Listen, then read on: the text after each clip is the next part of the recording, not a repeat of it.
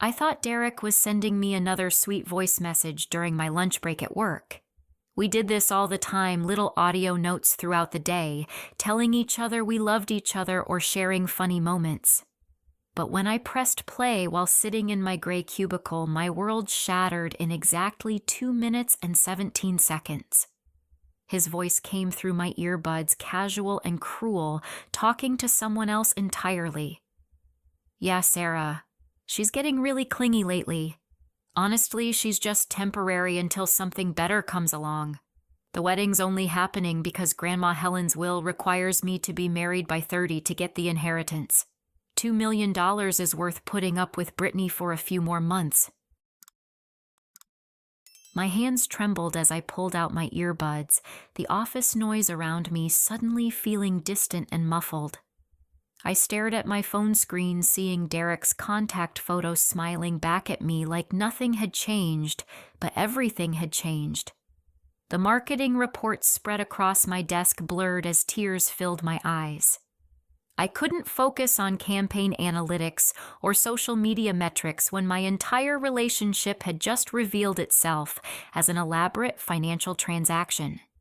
I told my supervisor, Jenny, I felt sick and needed to leave early, which wasn't exactly a lie. The drive home through downtown traffic felt surreal, like I was watching someone else's life fall apart through a foggy window.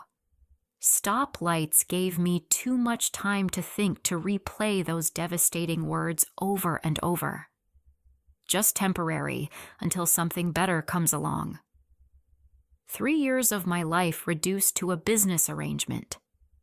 Our apartment building came into view, the red brick structure where we'd planned our future together, where Derek had proposed on the rooftop garden last October.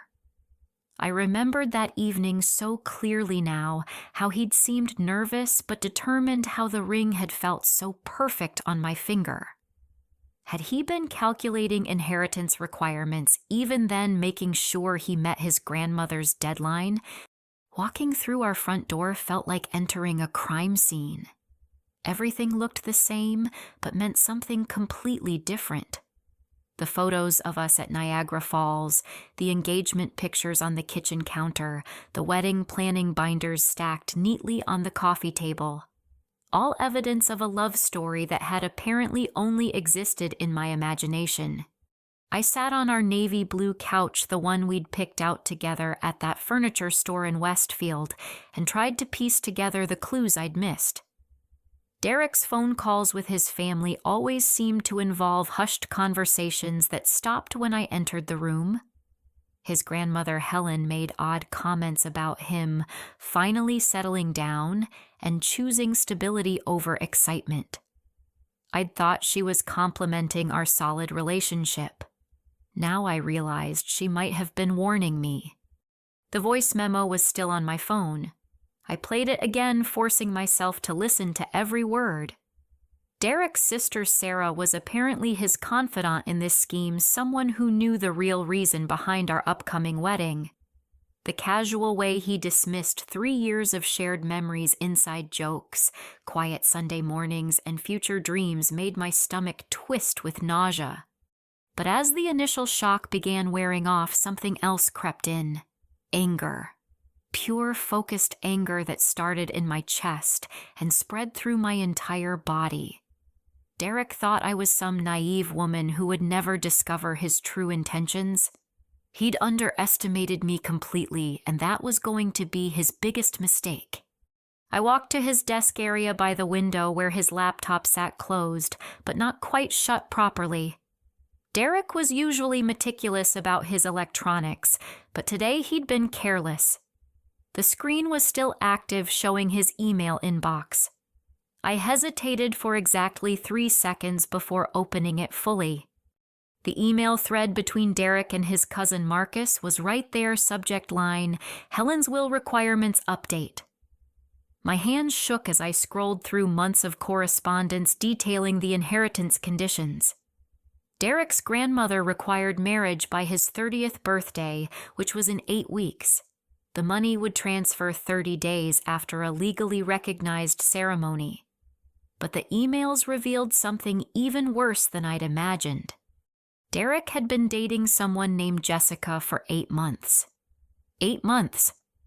While we were planning our future, choosing flowers and menu options, he was building another relationship entirely.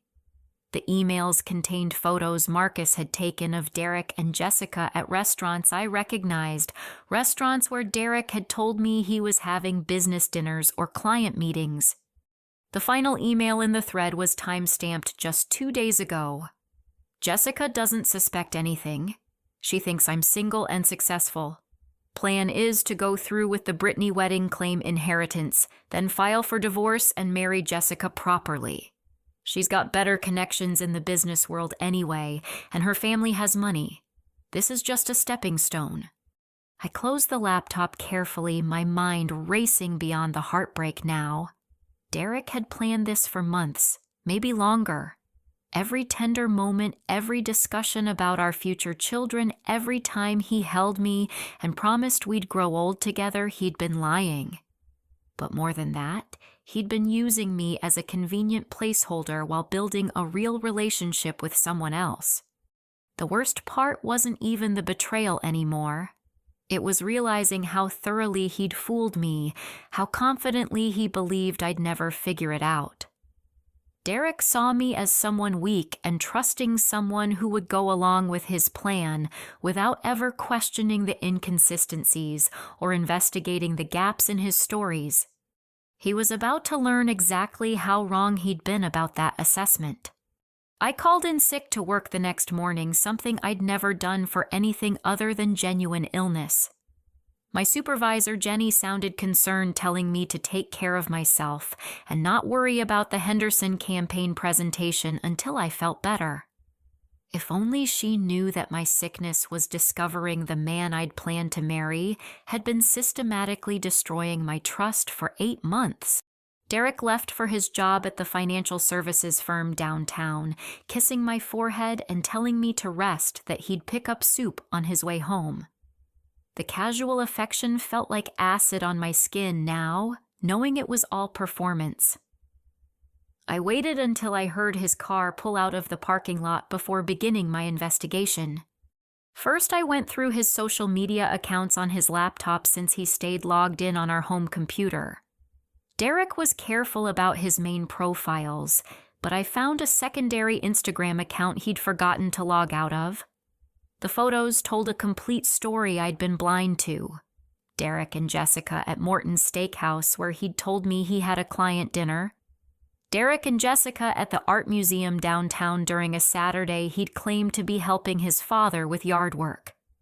Derek and Jessica at a concert the same night he'd said he was too tired to go out with me and my friends. Jessica appeared to be around 26, blonde, wearing designer clothing in every picture. She worked for some kind of boutique marketing firm based on her own social media presence. She was beautiful, successful, and completely unaware that the man she was dating was engaged to someone else. In her photos with Derek, she looked genuinely happy, the same way I'd looked in my photos with him just months ago.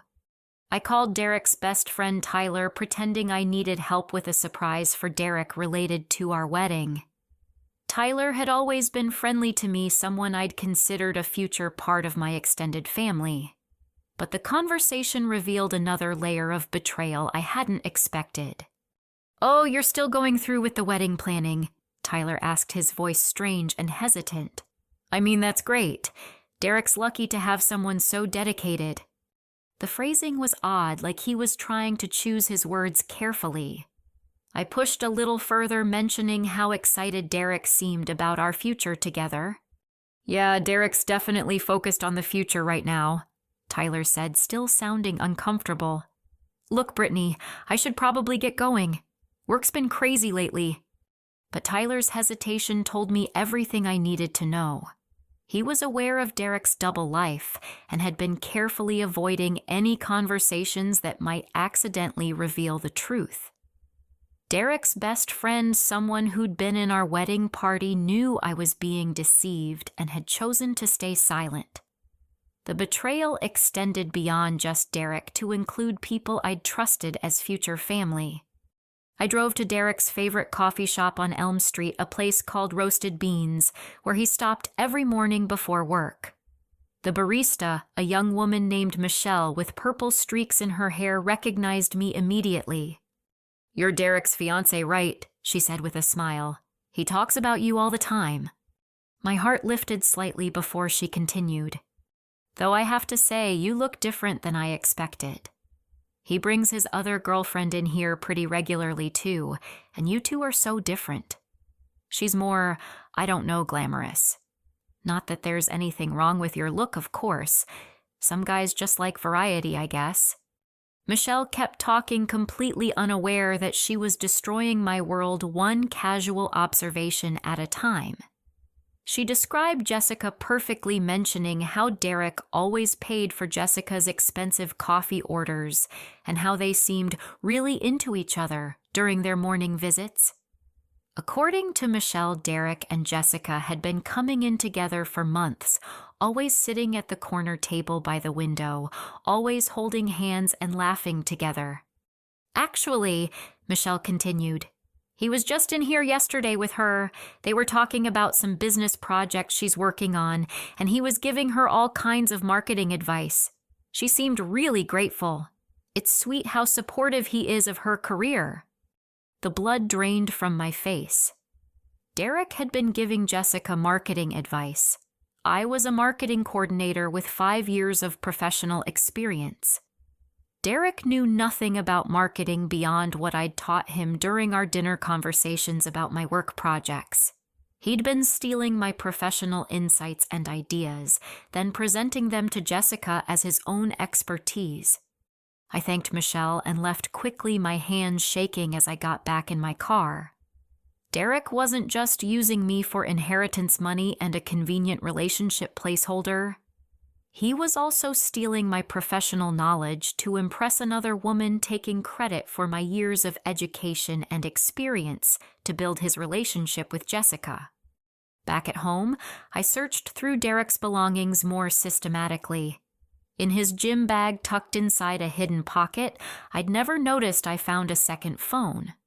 A cheap prepaid phone that contained months of text conversations with Jessica. Reading through them felt like discovering an alternate universe where Derek was a completely different person. The messages showed Derek as romantic, attentive, and deeply committed to Jessica.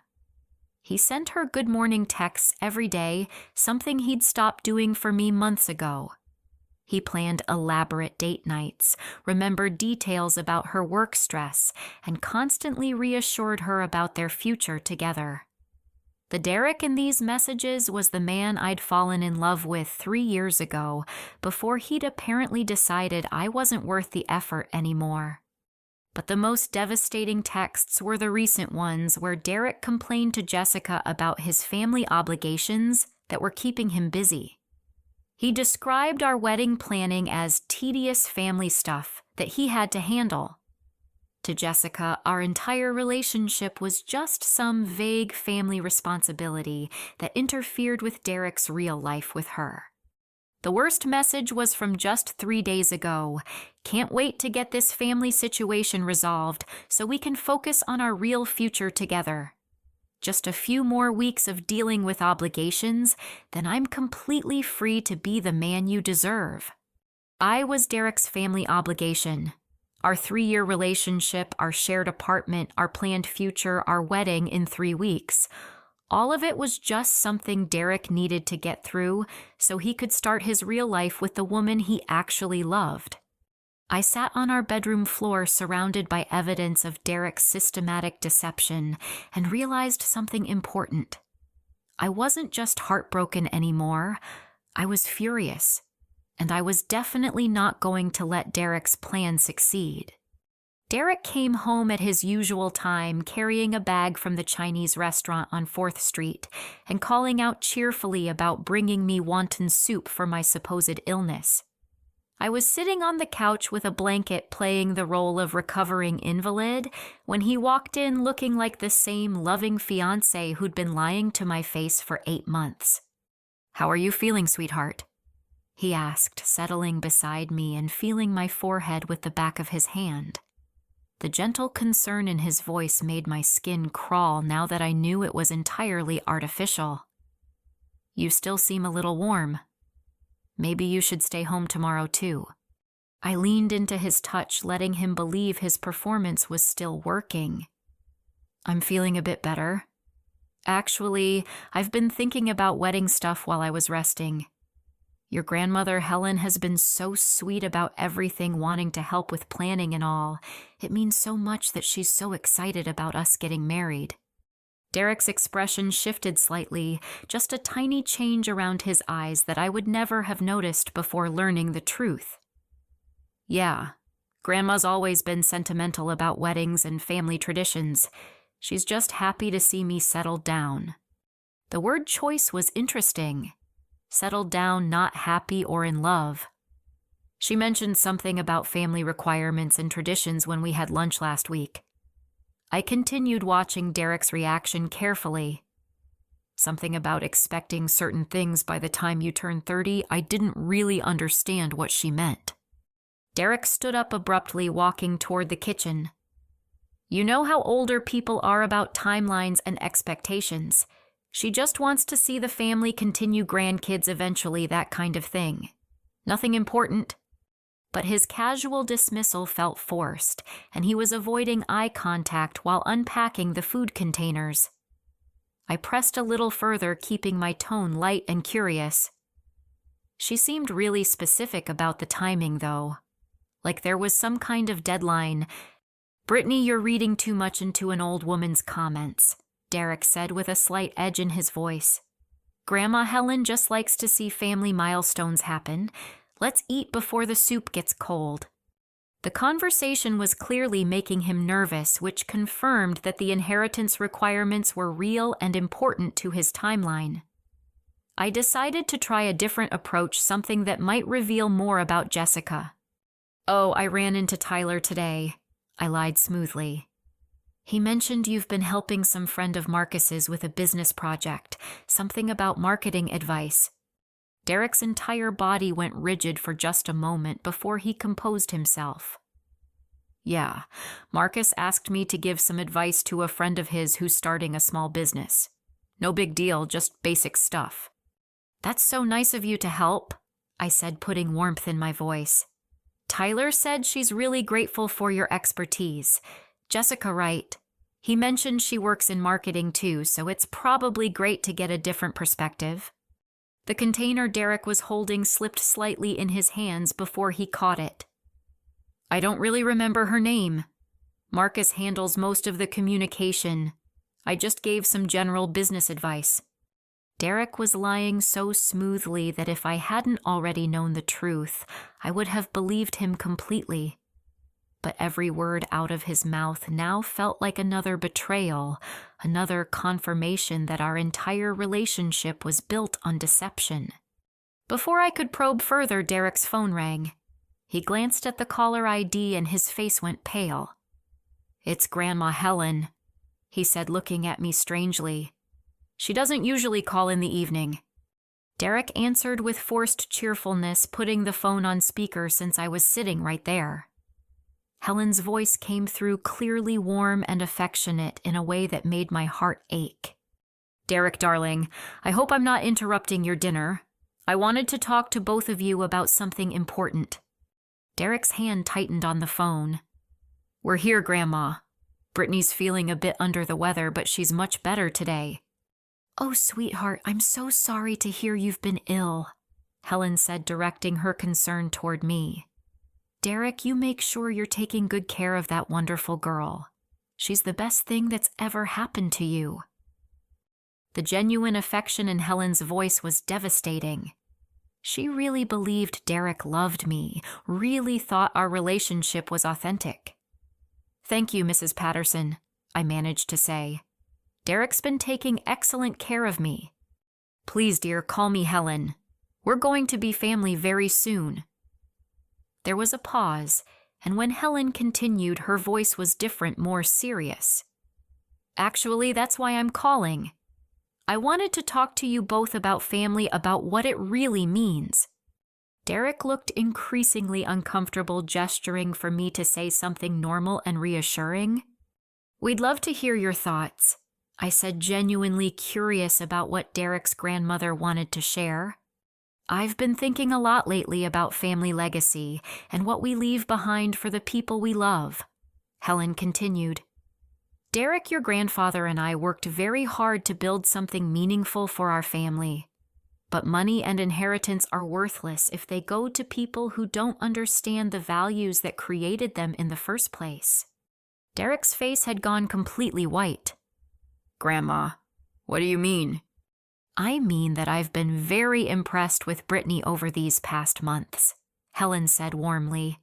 "She's genuine and kind, someone who clearly loves you for who you are, not what you might inherit. Unlike some of your previous girlfriends who seemed more interested in your prospects than your character." The irony was almost unbearable. Helen was praising me for exactly the opposite of what Derek was doing to me, and she was criticizing his past relationships for behavior that Derek himself was displaying. "Derek is very lucky to have found someone real," Helen continued. "Someone who would love him even if he had nothing. That's the kind of person who deserves to be part of our family permanently." Derek made a strangled sound and quickly covered it with a cough. "Thanks, Grandma. That means a lot to both of us."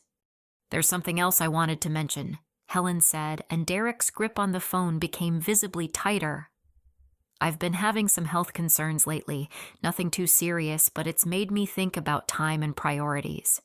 The doctors found some irregularities during my last checkup, and I'm going through some tests to determine the best treatment plan." My heart sank immediately. Helen was dealing with health problems, potentially serious ones, and Derek was planning to use her inheritance requirements to steal money while deceiving the grandmother who clearly adored him. "Oh, Helen, I'm so sorry to hear that," I said, meaning it completely. "Is there anything we can do to help? Do you need someone to drive you to appointments or help with anything around the house?" "You're so sweet, dear. That's exactly why I know Derek chose the right woman. You offer help before you even know what's wrong." Helen's voice was full of genuine affection.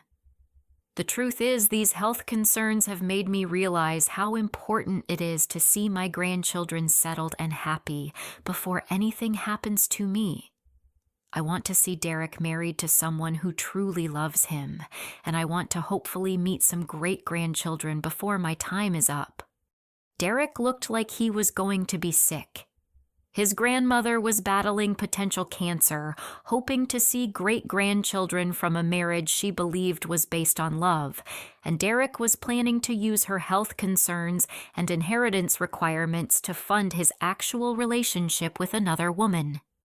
"Okay, we're here for you, whatever you need," Derek managed to say, but his voice sounded strained and artificial compared to the genuine emotion I was feeling. "I know you are, sweetheart. That's why I'm so proud of the man you've become. Britney, you've brought out the best in him. I can tell how much he loves you just by how he talks about you." The conversation continued for a few more minutes, with Helen sharing details about her upcoming medical tests and expressing excitement about our wedding. Every word made Derek look more miserable and made me more determined to protect this lovely woman from his deception. After Helen hung up, Derek sat in silence for a long time, staring at his phone. I could practically see the conflict playing out in his mind, the collision between his inheritance scheme and the reality of his grandmother's genuine love and health struggles. "She sounds worried about her health," I said, gently testing his reaction. Derek nodded absently. "Yeah, she does. I should probably call her more often, maybe visit more before the wedding." For just a moment, I saw something that might have been genuine remorse cross his face. But then his phone buzzed with a text message, and I saw Jessica's name flash across the screen before he quickly turned the phone face down. "Work emergency," he said quickly. "I should probably step outside and handle this." Derek walked out onto our balcony with his phone, and I watched through the glass door as he had what was clearly a personal conversation with Jessica, reassuring her about something, probably explaining why he couldn't see her tonight due to his family obligations. That was when I realized Derek wasn't just deceiving me and his grandmother. He was trapped in a web of lies that was getting more complicated every day, and he was too selfish and cowardly to extract himself honestly. He was going to continue this deception right up until the wedding, claim his inheritance money, then destroy 2 women's lives and betray his dying grandmother's trust. Unless I stopped him first. I made a decision while watching Derek lie to Jessica on our balcony. He thought I was weak and naive, someone who would never figure out his scheme or fight back against his betrayal. Tomorrow, I was going to start proving him wrong in ways he never saw coming. I spent the night lying awake next to Derek, listening to his peaceful breathing and planning my next moves. He slept soundly, probably relieved that his conversation with Helen had gone smoothly and that I seemed to believe his explanations about everything. He had no idea that I was wide awake, my mind racing with determination instead of heartbreak. The next morning, Derek left for work after his usual routine, kissing me goodbye and reminding me to rest if I still felt unwell. I waited exactly 20 minutes to make sure he wouldn't come back for something forgotten, then got dressed and drove directly to Jessica's apartment complex. I'd found her address through the social media photos that showed her building's distinctive red brick facade and the coffee shop across the street. I parked where I could see the main entrance and settled in to wait, not entirely sure what I hoped to accomplish, but knowing I needed to see Derek's double life with my own eyes. At 11:30, Derek's silver sedan pulled into the visitor parking area. My heart hammered as I watched him get out carrying a bouquet of yellow roses, the same flowers he used to bring me during our early dating days. He walked confidently toward the building entrance like he belonged there, like this was his real home instead of the apartment we shared. I followed at a distance, watching from behind a newspaper stand as Derek used his own key to enter the building. He had a key to Jessica's apartment. This wasn't just casual dating, it was a fully developed relationship complete with shared access and domestic comfort. 20 minutes later, they appeared together at a third-floor window and I could see them clearly through the glass. Jessica was laughing at something Derek was saying, reaching up to adjust his collar in an intimate gesture that spoke of familiarity and affection. Derek wrapped his arms around her from behind, resting his chin on her shoulder as they looked out the window together. They looked like a couple in love, completely comfortable and natural with each other. I sat in my car watching this scene, and instead of feeling more heartbroken, I felt something unexpected. Clarity. Derek wasn't just using Jessica as a backup plan, he was genuinely in love with her, which meant he was capable of real emotion and authentic connection. He just wasn't sharing any of it with me. Our relationship wasn't failing because Derek was incapable of love. It was failing because he'd chosen to give his love to someone else while using me for financial gain. The building's security guard, an older man with gray hair, approached my car. I expected him to tell me I couldn't park there, but instead, he looked concerned. "Excuse me, miss, but you look upset. Is everything all right?" I glanced up at Derek and Jessica's window, then back at the security guard. "Actually, I think there might be some kind of misunderstanding. My fiancé Derek said he was coming here for a business meeting, but it looks more personal than professional." The security guard's expression changed immediately. "Derek Patterson, tall guy, drives the silver car." "That's him." The man shook his head sympathetically. "Oh, honey, I'm sorry. That young man has been coming here regularly for months to see his girlfriend in apartment 312. He even showed me her photo once, talking about how serious they are. I had no idea he was engaged to someone else." The guard's genuine sympathy was almost harder to handle than Derek's deception. This stranger could see the wrongness of the situation immediately while Derek had been managing it like a complicated business project. "How long has this been going on?" I asked. "At least 6 months that I've noticed, maybe longer. They seem very happy together, always holding hands, bringing each other little gifts. He even helped her move some furniture last month." The guard paused, looking uncomfortable. "Miss, I hope you don't mind me saying this, but you deserve better than a man who lies to you. My wife always says that dishonesty is like cancer in a relationship. It just spreads until everything dies." I thanked the security guard and drove away, but instead of going home, I headed to Helen's house in the historic district downtown. Derek's grandmother lived in a beautiful Victorian home that had been in their family for generations, surrounded by gardens she maintained herself despite being in her 70s. Helen answered the door looking surprised but pleased to see me. "Britney dear, what a lovely surprise. Come in, come in. I was just having some tea and working on my photo albums. Perfect timing for some company." Helen's living room was filled with family photographs, spanning decades, antique furniture that told stories of generations past and the kind of warmth that only comes from a life well lived. She served tea in delicate china cups and showed me pictures of Derek as a child, talking about his potential and how proud she was of the man he'd become. "He was always such a bright boy," Helen said, pointing to a photo of 10-year-old Derek building something with blocks. "Creative and determined, but sometimes too focused on getting what he wanted instead of appreciating what he already had." The description was more accurate than Helen probably realized. I decided to be direct, something I'd never been good at, but felt necessary now. "Helen, I need to tell you something important about Derek, and I hope you'll hear me out completely before you react." Helen set down her teacup and gave me her full attention. "Of course, dear. You can tell me anything." I explained everything. The voice memo, the emails about inheritance requirements, the photos of Derek with Jessica, the 8-month relationship. I'd discovered Derek's plan to claim the inheritance and leave me afterward.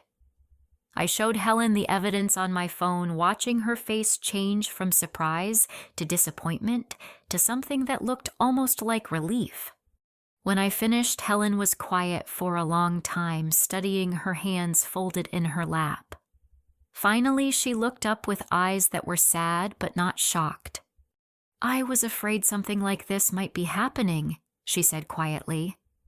"Derek's been asking unusual questions about my will and inheritance requirements for the past year, and his behavior toward you always seemed slightly performative when I was around.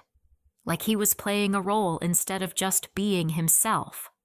My mouth dropped open. "You suspected?" Helen nodded slowly. "A grandmother knows her grandchildren even when they think they're being clever. Derek's always been good at telling people what they want to hear, but he's never been as good at hiding his true motivations as he thinks he is." She paused, reaching for a manila folder on her side table. "That's why I hired a private investigator 3 months ago." Helen opened the folder and spread its contents across the coffee table. Photos of Derek and Jessica at various locations, financial records, showing Derek's gambling debts totaling $67,000, credit card statements, revealing expensive purchases for Jessica while splitting modest bills with me, and detailed reports of Derek's activities over several months. "I hired investigators because I wanted to be wrong," Helen continued. "I wanted to discover that my suspicions were just an old woman's paranoia. But unfortunately, they confirmed everything I feared and more." The financial records were devastating. Derek owed money to 3 different casinos, had maxed out 2 credit cards paying for Jessica's lifestyle, and had been taking cash advances to cover his gambling losses. The inheritance wasn't just about starting a new life with Jessica, it was about covering debts that would otherwise destroy him financially. "Why didn't you confront him?" I asked. Helen's smile was sad but determined. "Because I wanted to see how far he would go with this deception, and I wanted to protect you from getting hurt any worse than necessary. I've been waiting for the right moment to address Derek's character issues." She looked directly at me. "I think that moment has arrived."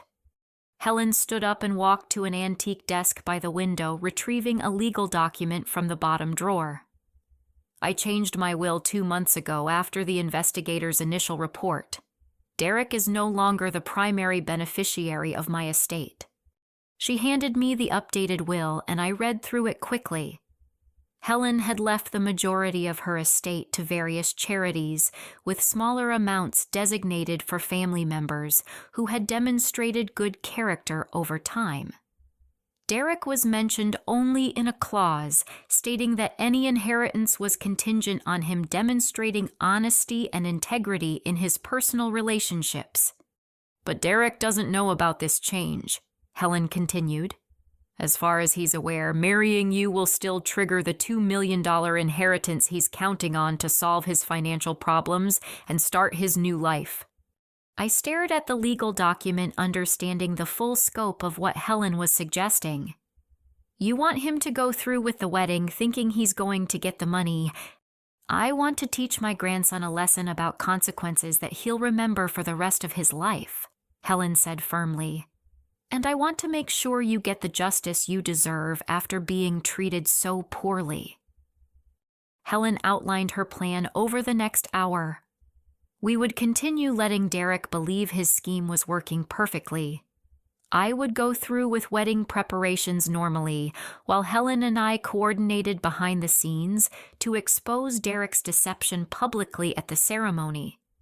The goal wasn't just to stop Derek's inheritance fraud, but to ensure he faced consequences from everyone who had been enabling or ignoring his behavior. "There's something else I need to tell you," Helen said as we finished discussing the details. "The health concerns I mentioned on the phone last night are real, but they're not as serious as Derek probably assumes. I have an early-stage condition that's very treatable with modern medicine. My doctors are optimistic about a full recovery." The relief I felt was enormous, but it was quickly replaced by anger at Derek's willingness to exploit his grandmother's health concerns for his own gain. "I'm telling you this because I want you to know that time isn't as short as Derek might be thinking," Helen continued. "This isn't about a dying woman's last wishes. It's about holding a selfish young man accountable for his choices before he hurts more people." Helen walked me to the door, but before I left, she handed me another document. "This is a contract for a marketing consultancy position with my foundation. We've been needing someone with your skills to help promote our charitable work, and I think you'd be perfect for the role. The salary is $60,000 annually to start, with performance bonuses and opportunities for advancement." I stared at the job offer, realizing Helen was giving me financial independence and professional opportunity, even as we planned to expose her grandson's betrayal. She was ensuring that whatever happened with Derek, I would be stable and able to start fresh. "Why would you do this for me?" I asked, overwhelmed by her generosity. Helen's smile was warm but fierce. "Because you deserve better than what Derek's giving you, and because I believe in supporting people who have good character instead of rewarding those who don't." She paused. "And because I have a feeling you're much stronger and more capable than Derek realizes. It's time everyone learned that, including you." I drove home feeling something I hadn't experienced since hearing that voice memo. Hope. Not hope for my relationship with Derek, but hope for my future beyond him. Helen and I were going to make sure Derek faced consequences for his deception, but more importantly, I was going to emerge from this situation stronger and more independent than I'd ever been. Derek was expecting a naive woman who would never discover his lies or fight back against his betrayal. Instead, he was about to face a coordinated response from two women who had his number completely and were prepared to outmaneuver him at his own game. He had no idea what was coming. The next 2 weeks passed like a carefully choreographed performance. I continued wedding planning with enthusiasm Derek found believable, confirming vendors and finalizing details for our ceremony at the historic Riverside Chapel downtown. Derek seemed relieved that I was acting normally, probably congratulating himself on how smoothly his deception was progressing. Meanwhile, Helen and I met regularly under the pretense of grandmother-granddaughter wedding bonding, using the time to coordinate our plan and gather additional evidence. Helen introduced me to her investigator, a sharp woman named Patricia, who had been tracking Derek's activities with professional thoroughness. "Your fiancé has been extremely busy," Patricia reported during one of our meetings at Helen's house. "He's taken Jessica to dinner 4 times in the past 2 weeks, including once at the same restaurant where you're having your rehearsal dinner tomorrow night. He's also been promising Jessica that his family obligations will be resolved soon, and they can start planning their future openly." The investigator showed us recent photos of Derek and Jessica looking increasingly comfortable and affectionate together. In one image, Jessica was wearing a necklace I recognized as being similar to my engagement ring, apparently Derek's way of reassuring her about their relationship's importance without technically proposing while engaged to someone else. Helen reviewed the evidence with the expression of a disappointed but determined grandmother. "Derek's always been impulsive when it comes to getting what he wants, but this level of deception requires planning and sustained dishonesty I didn't think he was capable of." Patricia had also uncovered more details about Derek's financial situation. His gambling debts had grown to $73,000, and he'd been borrowing money from his parents under various pretenses to make minimum payments while waiting for the inheritance to solve his problems permanently. "There's something else you should know," Patricia continued. "I contacted Jessica indirectly through a fake social media account, pretending to be someone interested in her marketing business. She's completely unaware that Derek is engaged. She talks about him openly as her boyfriend of 8 months, mentions they're getting serious, and even hints that she's expecting some kind of commitment announcement soon." Helen and I exchanged glances. Jessica was as much a victim of Derek's deception as I was, just from a different angle. She'd been building what she thought was an authentic relationship, while Derek was using her as his exit strategy from our engagement. "I think Jessica should be there tomorrow," I said suddenly.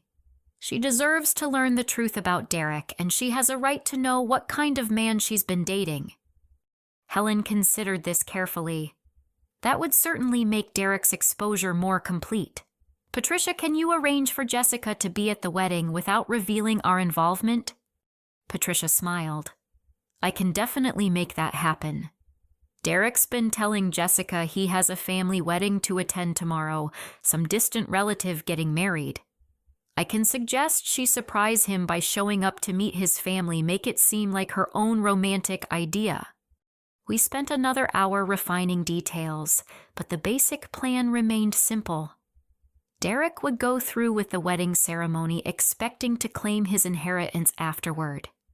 At the moment when the officiant asked if anyone objected to the marriage, Helen would stand up and reveal Derek's deception publicly in front of both our families and Jessica. Derek would be exposed, humiliated, and cut off from his inheritance simultaneously. But the plan became more complex when Derek's parents called that evening requesting a private meeting before the wedding. David and Linda Patterson arrived at our apartment looking serious and uncomfortable, carrying a manila folder that immediately made me think of Helen's evidence collection. "We need to talk to both of you about something important," Linda said, accepting the coffee I offered but not drinking any. "We've been concerned about some things we've noticed recently, and we can't go into this wedding without addressing them honestly." Derek shifted uncomfortably beside me on the couch. "What kind of concerns?" David opened the folder and spread out financial documents across our coffee table. Bank statements, credit card bills, and loan applications that painted a clear picture of Derek's monetary problems. "Derek, we know about the gambling debts," David said directly.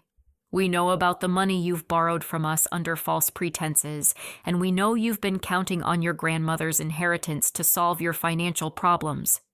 Derek's face went completely pale. "Dad, I can explain all of that. The gambling was just a phase. I'm not addicted or anything. And the inheritance is family money anyway. I'm not stealing from anyone." Linda leaned forward, her expression disappointed but firm. "Derek, lying to your family and deceiving your fiancé isn't just about money. It's about character, and we're worried about the choices you've been making lately." I watched this conversation unfold with fascination. Derek's parents had apparently been conducting their own investigation, independent of Helen's efforts and my discoveries. Derek's deception was unraveling from multiple directions simultaneously. "There's something else." David continued, looking directly at Derek.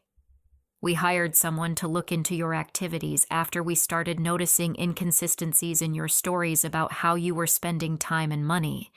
We know about Jessica." Derek's mouth opened and closed without any sound coming out. Linda pulled out photographs that showed Derek with Jessica at various locations, the same kind of evidence I'd been gathering, but from a different source. "We don't understand how you could build a serious relationship with another woman while engaged to Britney." Linda said, her voice full of parental disappointment. "More than that, we don't understand how you could plan to deceive your grandmother, who loves you so much and has been dealing with health concerns." Derek finally found his voice, but instead of confessing or apologizing, he went on the defensive. "You hired someone to spy on me, your own son, and you're lecturing me about trust and honesty." David's expression hardened. "We investigated because we love you enough to want to stop you from making the biggest mistake of your life. Deceiving people who care about you, gambling away money you don't have, planning to steal from your grandmother, these aren't the values your mother and I raised you with." The conversation continued for another hour, with Derek alternating between denial, justification, and anger at being caught. His parents remained calm but firm, explaining that they'd already paid off his gambling debts, but expected full repayment according to a structured plan they'd prepared. "We're not going to let you destroy your life or hurt innocent people," Linda concluded. "But we're also not going to enable your bad choices anymore. After tomorrow, you're going to face the consequences of your decisions like an adult." After Derek's parents left, Derek was quiet for a long time, probably trying to figure out how many people knew about his deception and what that meant for his plans. I could see him calculating whether the wedding should proceed or if he should find some way to escape the entire situation. "Are you okay?" I asked, playing the role of concerned fiancé, even though I was thrilled that Derek's support system was collapsing around him. "My parents are overreacting to everything," Derek said finally. "Yes, I made some mistakes with money and got in over my head, but that doesn't make me a bad person. And the Jessica thing is complicated, but it doesn't change how I feel about us." Even now, caught by multiple people and facing exposure from several directions, Derek was still lying to me about his intentions and feelings. He was still planning to go through with the wedding, still expecting to somehow claim the inheritance and start his new life with Jessica once the immediate crisis passed.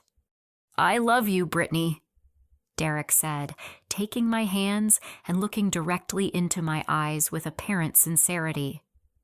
"Whatever happens with family drama or financial stress, that doesn't change. Tomorrow we're getting married, and afterward we'll deal with all these other problems together." I squeezed his hands back and smiled. "I love you too. Whatever happens, we'll figure it out." Derek relaxed visibly, probably thinking he'd successfully convinced me that his parents were exaggerating and that our relationship was still secure. He had no idea that by tomorrow afternoon, his entire world was going to collapse in a very public and permanent way. I went to sleep that night thinking about Jessica, who was probably excited about surprising Derek at his family wedding the next day. I thought about Helen, who was preparing to expose her beloved grandson's character in front of everyone who cared about him. I thought about Derek's parents, who had discovered their son's deception independently and were struggling with disappointment and love for someone who had betrayed their trust. But mostly, I thought about Derek himself sleeping peacefully beside me, still confident that his plan was going to work perfectly and that everyone around him was too naive or trusting to figure out what he was really doing. He was about to learn how wrong he'd been about all of us. Our wedding day dawned with perfect September weather, clear blue skies, and comfortable temperatures that made the riverside chapel look like something from a romantic movie. I woke up early and looked at Derek sleeping peacefully beside me, knowing this would be the last morning we'd ever share a bed. Instead of sadness, I felt something like excitement. Derek left for his bachelor morning activities with Tyler and his other groomsmen, kissing me goodbye and telling me he couldn't wait to see me in my dress. His performance was so convincing that if I hadn't known the truth, I would have believed he was genuinely excited to marry me. I spent the morning getting ready with my bridesmaids at the chapel's bridal suite, my sister Amanda helping with my hair, while my friends Sarah and Lisa fussed over my dress and makeup. They kept commenting on how calm I seemed for a bride on her wedding day, not realizing that I felt peaceful because I finally knew exactly what was going to happen. Helen arrived early looking elegant in a navy blue dress and carrying herself with the dignity of someone prepared to do something difficult but necessary. She found me in the bridal suite during a quiet moment and squeezed my hands. "Are you ready for this, dear?" she asked gently. "Once we start, there's no going back." "I've been ready since the moment I heard that voice memo," I replied. Derek thinks he's been managing this situation perfectly, but he has no idea how many people have figured out who he really is. Patricia, Helen's investigator, appeared at the bridal suite door with an update. "Jessica just arrived. She's wearing a beautiful dress and carrying flowers, clearly expecting this to be a special occasion for her and Derek. She asked the ushers where the Patterson family was sitting so she could introduce herself." My heart ached for Jessica, who was about to have her world destroyed, along with Derek's. But she deserved to know the truth about the man she'd been dating, and Derek deserved to face all the consequences of his deception simultaneously. The chapel filled with guests throughout the afternoon. My family, Derek's extended relatives, friends from college and work, everyone who had been part of our lives over the past 3 years. Derek looked handsome and confident in his tuxedo, greeting people warmly and playing the role of happy groom perfectly. I spotted Jessica in the third row, looking beautiful and slightly nervous as she waited for Derek to notice her surprise appearance. Several of Derek's relatives had already introduced themselves to her, probably assuming she was a friend or colleague. Derek hadn't seen her yet, focused on his pre-ceremony hosting duties. Helen took her place in the front row with Derek's parents, who looked tense but determined. My parents sat across the aisle, beaming with pride and completely unaware that they were about to witness something very different from the wedding they'd anticipated. The ceremony began with traditional processional music, my bridesmaids walking down the aisle, followed by my entrance in my grandmother's vintage wedding dress. Derek's expression when he saw me looked genuinely moved, and for a moment I wondered if some part of him actually did love me, even while planning to leave me for Jessica and steal from his grandmother. The efficient Reverend Matthews from the historic downtown church began the traditional ceremony with readings about love, commitment, and the sacred nature of marriage. Derek and I exchanged the personal vows we'd written months ago, his words about eternal devotion and growing old together sounding completely sincere, even though I knew they were lies. We reached the traditional moment for objections when Reverend Matthews asked if anyone present knew any reason why Derek and I should not be married. Usually this moment passes in silence, but today, Helen slowly rose from her seat in the front row. "I object," she said clearly, her voice carrying throughout the chapel's excellent acoustics. "I object because this marriage is based on deception, and I cannot allow my grandson to continue lying to this wonderful woman or to all of us." The chapel went completely silent. Derek's face went white as he realized his grandmother was about to expose him, but he still seemed to think he could control the situation somehow. "Grandma, what are you talking about?" Derek said with forced lightness. "Maybe we should discuss this privately later." Helen walked to the front of the chapel carrying the folder of evidence Patricia had compiled. "Derek, you sent Britney a voice memo 2 weeks ago that was meant for your sister Sarah. In that message, you described Britney as temporary until something better comes along and explained that you're only marrying her to claim the inheritance my will requires." The gasps from the wedding guests were audible throughout the chapel. Derek tried to interrupt, but Helen continued with the authority of someone who had prepared thoroughly for this moment. "You've been in a romantic relationship with another woman named Jessica for 8 months, while engaged to Britney," Helen announced, gesturing toward Jessica in the third row. Jessica's face had gone pale as she began understanding what Helen was revealing. "You've been using Britney's professional marketing expertise to impress Jessica while planning to leave Britney immediately after claiming your inheritance." Derek looked around the chapel desperately, seeing his deception exposed in front of everyone he knew. "This is all a misunderstanding. Grandma, you're not well. You're confused about what's happening." Helen's expression hardened. "I'm not confused, Derek. I hired a private investigator who documented your activities thoroughly. I also changed my will 2 months ago, removing you as the primary beneficiary due to concerns about your character. Marrying Britney would not result in any inheritance because you've already demonstrated that you're not the kind of person who should inherit anything." The chapel erupted in shocked conversations as people processed what Helen had revealed. Derek's parents stood up from their seats, David stepping forward to address the crowd. "We also discovered Derek's deception independently," David announced. "We've been aware of his gambling debts, his lies about money, and his relationship with another woman. We came to this wedding hoping Derek would make the right choice and confess everything himself, but clearly that's not going to happen." Derek was trapped in front of everyone, his scheme exposed from multiple angles simultaneously. He looked at Jessica, who was staring at him with horror and dawning understanding. "Derek is what they're saying. True," Jessica called out from her seat. "Have you been engaged to someone else this entire time we've been together?" Derek opened his mouth, but no words came out. Tyler, his best man, stepped back from Derek's side, looking disgusted. "I tried to talk him out of this months ago," Tyler said to the crowd. "I thought he would come to his senses before it went this far, but Derek wouldn't listen to anyone." I had remained silent throughout Helen's revelation, but now I stepped forward to address Derek directly. "I found your emails with Marcus about the inheritance requirements," I said clearly. "I discovered your second phone with all the romantic messages to Jessica. I know about your gambling debts and your plan to use Helen's money to start a new life while leaving me with nothing." Derek finally found his voice, but instead of apologizing or confessing, he tried to turn the situation around.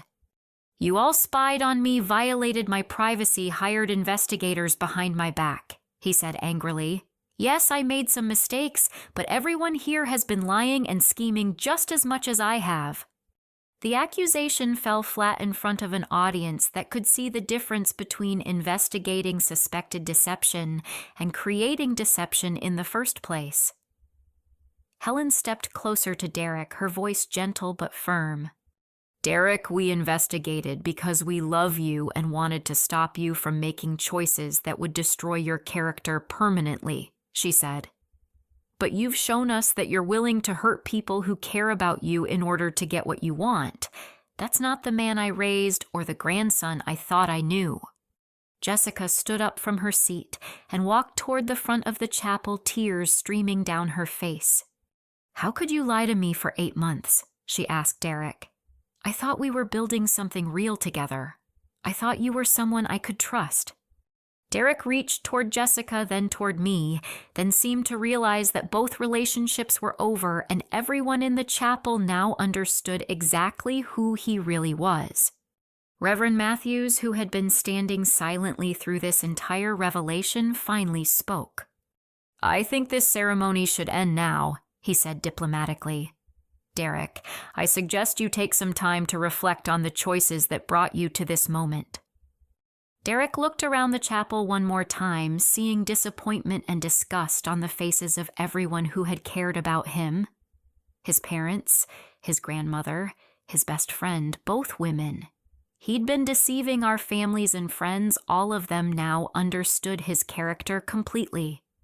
Without another word, Derek walked down the aisle and out of the chapel, leaving behind his tuxedo jacket and the ruins of every important relationship in his life.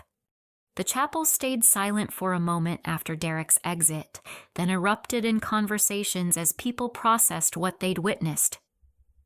Jessica approached me hesitantly, her makeup ruined by tears, but her expression determined. I'm so sorry, she said. I had no idea about you or the engagement. Derek told me he was single, that his family situations were just business obligations. I feel terrible that I was part of hurting you. I took Jessica's hand, surprising myself with how genuinely I felt for her situation. You didn't know. Derek lied to both of us, and we were both victims of his deception. Helen approached us both, her expression compassionate. You're both strong women who deserved much better than what Derek was offering. I hope you'll both be able to move forward from this and find relationships built on honesty. As the guests gradually left the chapel, many stopping to offer support and express their shock at what had been revealed, I realized something important. Derek's plan had been to use me and deceive his family to get money and start a new life. Instead, he'd lost everything, his reputation destroyed, and his support system collapsed completely. But more importantly, I'd discovered my own strength and capacity to fight back against betrayal. With Helen's job offer and the evidence we'd gathered, I was going to emerge from this situation more independent and confident than I'd ever been. Derek had underestimated everyone who cared about him, and that had been his downfall. 6 months later, I sat in my new office overlooking the downtown park, reviewing marketing proposals for Helen's charitable foundation.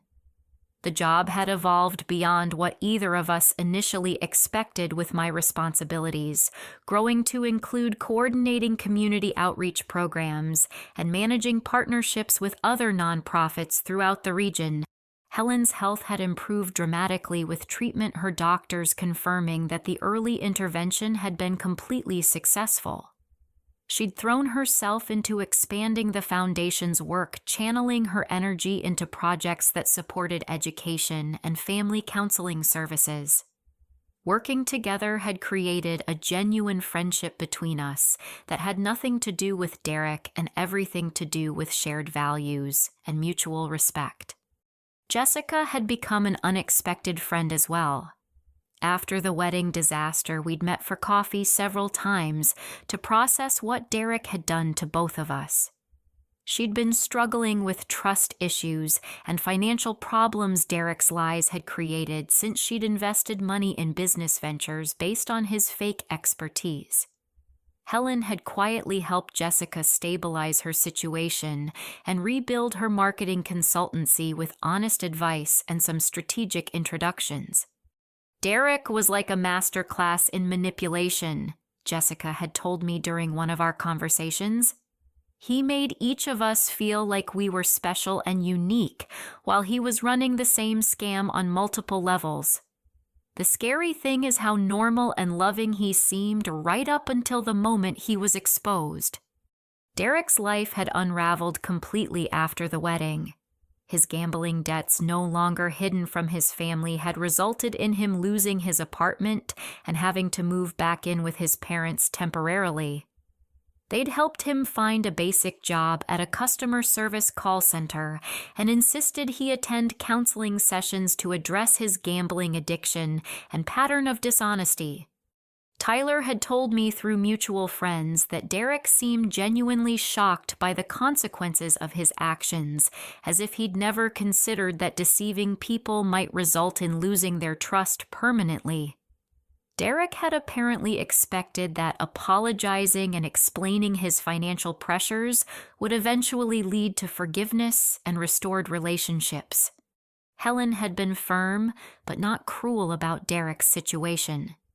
She'd offered to help pay for his counseling and support his recovery process, but made it clear that rebuilding trust would take years of consistent, honest behavior. The inheritance that Derek had been counting on was permanently redirected to charitable causes with a small amount designated for Derek only if he demonstrated significant character improvement over time. I love my grandson, but I won't reward behavior that hurts other people, Helen had explained to me. Derek needs to learn that relationships are built on trust, not manipulation, and that lesson has to cost him something real, or he'll never take it seriously. Derek's parents had maintained a relationship with him while establishing clear boundaries about financial support and enabling his bad choices. They'd insisted he repay the money he'd taken from them through his customer service job, a process that would take several years, but would ensure he understood the value of honest work. The most satisfying development had been the growth in my own confidence and independence. Helen's job offer had evolved into a leadership role that challenged me professionally while aligning with my values. I'd discovered skills I hadn't known I possessed, particularly in project management and community relationship building. My personal life had also improved dramatically. Without Derek's subtle undermining and emotional manipulation, I'd rediscovered interests and friendships I'd neglected during our relationship. I'd started taking photography classes, joined a hiking group, and begun dating again when I felt ready this time, with much clearer standards about honesty and compatibility. The man I'd been seeing for the past 2 months, a teacher named Michael who worked with at-risk youth, was everything Derek had pretended to be. Genuine, straightforward about his intentions, financially responsible, and genuinely interested in building something authentic together. Michael knew the entire story about Derek and had been impressed rather than intimidated by how I'd handled the situation. "You didn't just escape a bad relationship," Michael had observed during one of our conversations. "You actively fought back against someone who was trying to use you, and you did it in a way that protected other people too. That's not victim behavior, that's hero behavior." On this particular afternoon, Helen stopped by my office with news that Derek had contacted her requesting a meeting. He'd apparently completed his counseling program and wanted to apologize formally to everyone he'd deceived. "What do you think?" Helen asked. "Are you interested in hearing what he has to say?" I considered the question carefully. 6 months ago, the idea of seeing Derek again would have been devastating. Now I felt mostly curious about whether he'd actually learned anything from the consequences of his choices. I think I'd like to hear his apology, I decided. Not because I'm planning to forgive him or rebuild any kind of relationship, but because I want to see if he's actually taking responsibility for what he did or if this is just another manipulation. Helen nodded approvingly. "I feel the same way. Derek needs to face the people he hurt and acknowledge the damage he caused, but that doesn't mean anyone is obligated to trust him again." The meeting took place the following week in Helen's living room, the same space where she'd first shown me evidence of Derek's deception. Derek looked different, thinner, and more serious, wearing a simple button-down shirt instead of his usual expensive clothing. He'd apparently sold most of his possessions to pay down his debts. Derek's apology was thorough and seemed genuine. He acknowledged the specific ways he'd hurt each of us, accepted full responsibility for his choices, and didn't make excuses about financial pressure or family expectations. He'd clearly worked hard in counseling to understand how his behavior had affected other people. "I know saying sorry doesn't undo any of the damage I caused," Derek concluded. "I know I destroyed trust that can never be rebuilt. But I wanted you all to know that I understand what I did was wrong, and I'm committed to becoming someone who doesn't hurt people for personal gain." Jessica asked Derek directly whether he'd actually loved either of us, or if the entire relationships had been calculated manipulation. Derek was quiet for a long time before answering. "I think I was capable of loving both of you, but I was more focused on what I could get from the relationships than what I could give. I treated both of you like resources instead of people. And that's not love, that's just selfishness with romantic decoration." The honesty was brutal, but seemed authentic. Helen asked Derek about his plans for the future, and he described a modest life focused on paying off his debts, continuing counseling, and rebuilding trust with his family slowly over time. "I'm not expecting forgiveness from anyone," Derek said, looking directly at me. "I just wanted to take responsibility for what I did and let you know that losing all of you taught me what actually matters in life." After Derek left, Helen, Jessica, and I sat in the living room processing the conversation. None of us felt inclined to resume any kind of relationship with Derek, but we all agreed that his apology seemed sincere, and his understanding of the damage he'd caused appeared genuine. "Do you think people can really change?" Jessica asked. Helen considered the question thoughtfully. "I think people can change their behavior if the consequences of their old behavior become unacceptable to them. Derek lost everything that mattered to him, so he had strong motivation to become different. Whether that change is permanent remains to be seen." As I drove home that evening, I reflected on how much my life had transformed since that devastating voice memo 6 months ago. Derek's betrayal had been painful and shocking, but it had also revealed my own strength and capacity to fight for myself. I'd discovered that I was much more resilient and resourceful than I'd ever realized. More importantly, I'd learned to trust my instincts and investigate inconsistencies instead of accepting explanations that didn't quite make sense. The experience with Derek had taught me to value honesty and authenticity in relationships above compatibility or convenience. My phone buzzed with a text from Michael asking about dinner plans for the weekend. His straightforward communication style still surprised me sometimes after years of Derek's calculated ambiguity. Michael said what he meant and meant what he said, a quality that felt revolutionary after experiencing Derek's systematic deception. The greatest lesson from the entire experience was understanding that being betrayed doesn't make someone a victim permanently. How you respond to betrayal, whether you fight back or accept mistreatment, determines whether betrayal destroys you or teaches you to demand better treatment in the future. Derek had expected me to be passive and accepting someone who would never investigate his lies or coordinate with other people to expose his deception. His biggest mistake was underestimating the strength of the women he was trying to manipulate. I parked outside my apartment looking up at the building where I now lived alone and liked it that way. Independence felt powerful after years of compromise and accommodation. I'd discovered that being alone was much better than being with someone who didn't value honesty or authentic connection.